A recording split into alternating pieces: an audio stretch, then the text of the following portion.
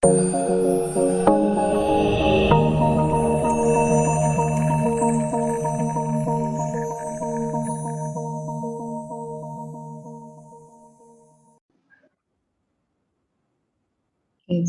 Assalamualaikum warahmatullahi wabarakatuh. Baiklah, pada video kali ini kita akan melanjutkan materi dari video kita sebelumnya ya, berhubungan dengan mata kuliah analisa bisnis digital. Ya, jadi yang mana di video sebelumnya kita sudah membahas atau menyinggung sedikit materi kita berhubungan dengan e-bisnis dan juga e-commerce ya. Seperti kita ketahui, e-bisnis itu merupakan bagian dari suatu jenis bagian bisnis yang memanfaatkan teknologi ya, dan mana aktivitas promosinya itu baik untuk brand ataupun produk atau yang lainnya yang mana medianya itu adalah media elektronik atau digital.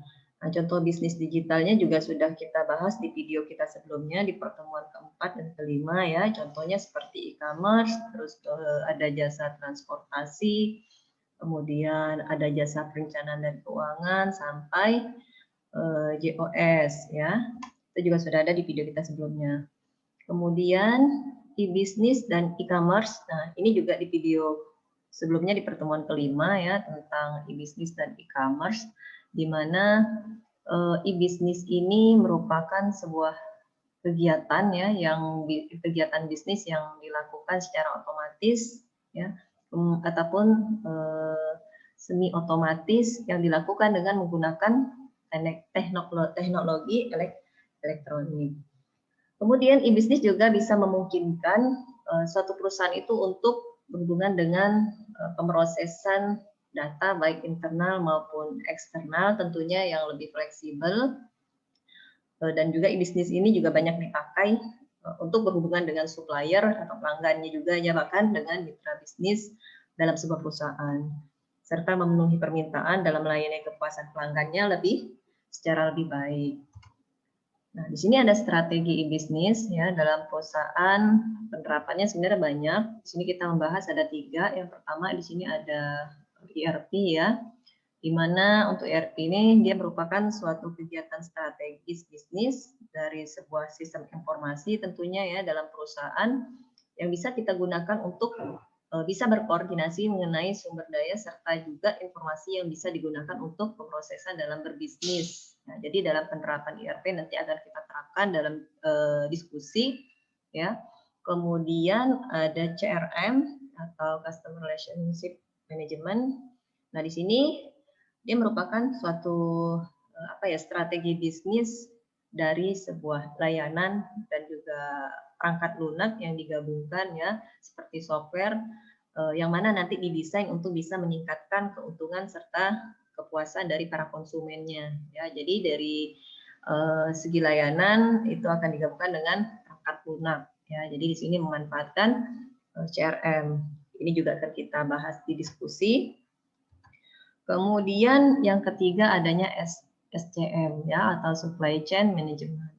Nah, ini merupakan suatu strategi manajemen mengenai rantai supply tentunya ya, yang dengan secara otomatis itu akan saling berhubungan ya atau saling terkomputerisasi satu dengan yang lainnya. Oke. Kemudian bentuk hubungan e-bisnis.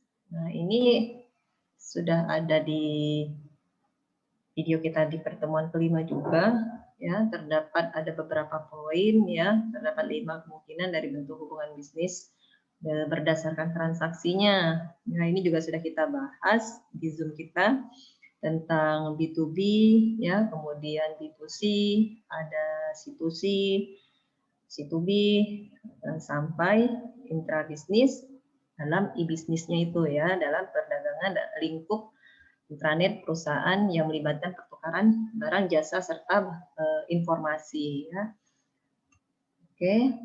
Nah, ini e-commerce ya. Nah, e-commerce sudah tidak asing lagi, mungkin kalian juga sudah memanfaatkan atau kita juga sudah memanfaatkan layanan dari e-commerce itu sendiri, yang mana dari e-commerce itu dia merupakan sebuah kegiatan yang sifatnya itu komersial ya, dengan penyebaran seperti pembelian, penjualan, bahkan sampai pemasaran barang, bahkan jasa yang mana memanfaatkan sistemnya itu adalah sistem elektronik ya, seperti internet ya, atau televisi atau jaringan komputer lainnya ya.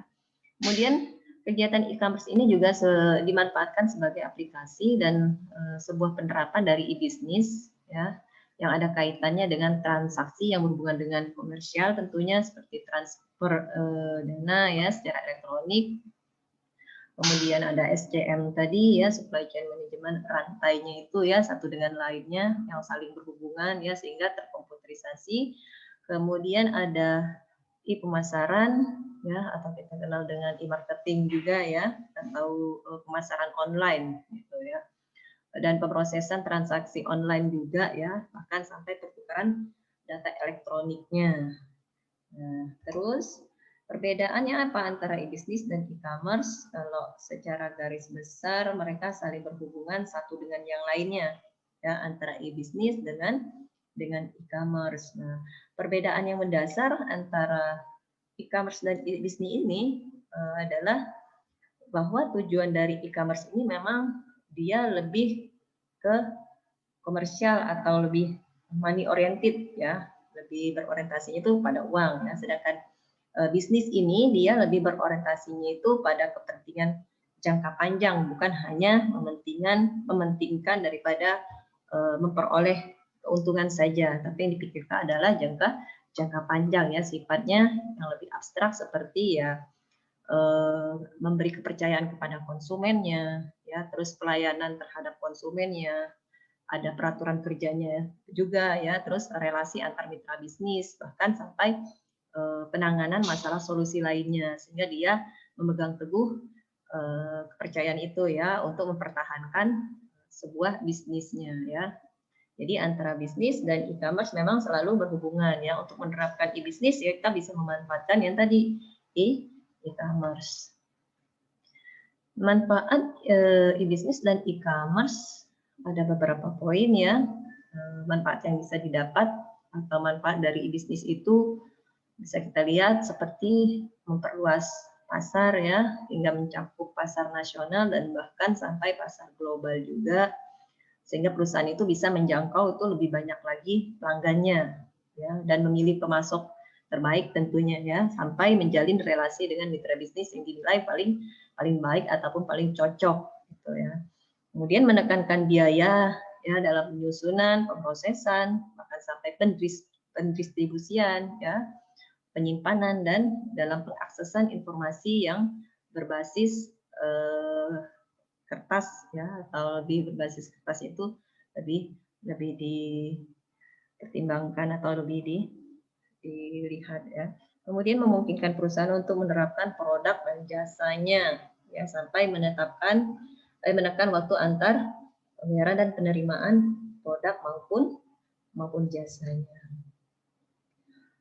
Terus meningkatkan produktivitas ya bagi karyawan juga ya dalam proses bisnisnya. Nah, manfaat lainnya seperti ya citra yang lebih baik, layanan pelanggan yang lebih bagus tentunya. Terus yang didapatkan lagi proses yang lebih sederhana tentunya ya, mitra bisnis yang baru juga ya, dengan banyaknya mitra di luar sana yang bisa kita jadikan mitra ya, kemudian waktu siklus dan pengiriman yang lebih singkat, sampai akses terhadap informasi itu lebih luas ya. Kemudian pembelian atau customer itu juga dapat dengan mudah melihat barang yang diproduksi perusahaan ya melalui internet, sehingga tidak repot-repot lagi harus ke tempat hanya untuk melihat barangnya gitu ya, dengan memanfaatkan e-bisnis dan e-commerce tadi. Kemudian ini manfaat bagi konsumennya ya, kalau kita lihat dari e-commerce ya, di mana e-commerce bisa memungkinkan pelanggan itu untuk berbelanja itu atau untuk melakukan transaksi itu selama 24 jam ya sehari. Jadi sepanjang waktu bisa kita manfaatkan. Kemudian memberikan lebih banyak pilihan tentunya kepada pelanggan ya, dengan bisa memilih berbagai produk juga dari banyaknya vendor-vendor yang ada yang menawarkan di e-commerce itu sendiri. Kemudian menyediakan produk-produk dan jasa Tentunya ya dengan harga yang bisa bersaing katakanlah ya kepada pelanggan dengan cara mengunjungi banyak tempat dan juga melakukan perbandingan harga ya dengan secara cepat juga. Oke, ini juga sudah ada di sebelumnya ya tentang manfaat dari e-commerce, sebenarnya lebih banyak lagi. Kemudian keuntungan-keuntungannya ya bagi konsumen, bagi pengelola bisnis ya, bahkan bagi manajemennya ini bisa kita lihat ya dari konsumennya ya harga harus lebih murah, belanja cukup pada saat satu tempat. Kemudian bagi pengelola ya efisiensinya yang lebih didapatkan, terus tanpa ada kesalahan, meminimalisir kesalahan, kemudian tepat waktu juga. Sedangkan bagi manajemen ya tentunya untuk meningkatkan pendapatan dan juga loyalitas dari si pelanggannya ya. Ini aspeknya juga sudah kita singgung ya di video kita sebelumnya. Nah, di sini ada mindset daripada bisnis itu sendiri ya. Nah, yang pertama itu adalah mindset yang harus ditanam apa ya, visi dan misi. Nah, di mana seorang pebisnis itu setidaknya punya apa ya bayangan ya yang akan dibawa kemana nanti bisnisnya nanti ya. Kemudian dengan adanya visi yang jelas ya, kemudian misi yang jelas juga ya agar bisnisnya nanti mengarah sesuai dengan tujuan atau sesuai dengan visi misinya. Kemudian poin kedua adalah pantang menyerah. Ya, nah di poin kedua ini juga mencerminkan salah satu ciri pebisnis sejati itu adalah tidak mudah menyerah sekalipun banyak mengalami yang namanya kegagalan. Ya, jadi pantang menyerah ya. Pada saat terjatuh dia akan selalu berusaha lagi ya. Kemudian selalu atau mencari peluang ya atau selalu melihat peluang. Nah, contohnya kalau di poin ketiga di sini kita harus bisa melihat di sekitar kita tentunya ya dengan permasalahan yang ada ditimbulkan terutama di masyarakat ya kita bisa menciptakan solusinya itu seperti apa. Nah, itu akan bisa menjadi sebuah bisnis ya. Dan jangan lupa juga kita harus mendengarkan di lingkungan sekitar juga ya dengan masukan-masukan itu juga bertujuan untuk kemajuan bisnis yang akan kita ciptakan. Lebih seperti itu ya. Kemudian menghargai konsumen. Nah, di sini kita lebih mendengarkan para konsumennya ya. Karena pebisnis yang baik itu adalah siap mendengar suara dari konsumen apapun masukan ataupun keluhan dari konsumennya.